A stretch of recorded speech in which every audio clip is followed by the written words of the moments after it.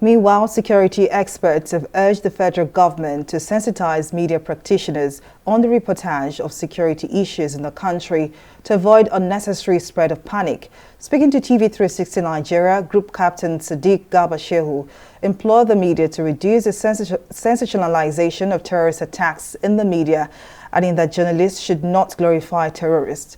He maintained that outright censorship from the government might not be the right step, adding that the Ministry of Information should seriously consider sensitizing the media practitioners instead.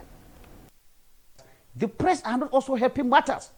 You hear them giving outlandish claims, sending fear into the society, and in other words, working into the hands of terrorists by showing as if tomorrow Abuja will fall, as if tomorrow terrorists will enter they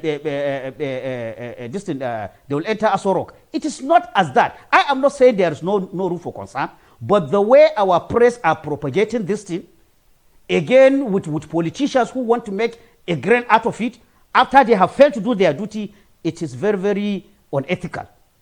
All over the world, I do offer, I am part of the teaching staff in the European Center for Security Studies in Germany. There's a course they call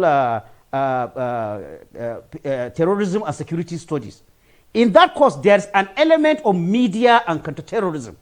And the teaching all over the world is that you should not glorify terrorist acts. You don't come and say, for example, the terrorists, they came out in like special forces and then dazed our military. You don't do that. That is irresponsible. Yes, as journalists will always, I'm also a student, I've been a spokesman for the Nigerian Air Force, I've done some media studies, so a journalist will always tell you the public have the right to know.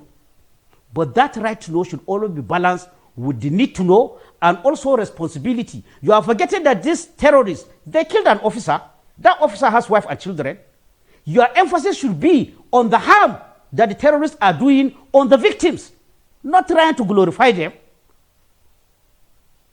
A responsible media, even when you get, I know there's competition of being faced with the news, but sometimes even when you have a news, if you think the public knowing will cause more harm than good all over the world, even CNN, sometimes they are told by the United States government, please, you have this news, but keep it. Now, after having said that, I see the problem now with the Minister of Communication with the newspaper houses. I will recommend, humbly in my own humble way, that what you need to do is to train or to sensitize our media. Some are doing it out of mischief, some are doing it because they are aligned to one party or the other, but some are doing it out of ignorance.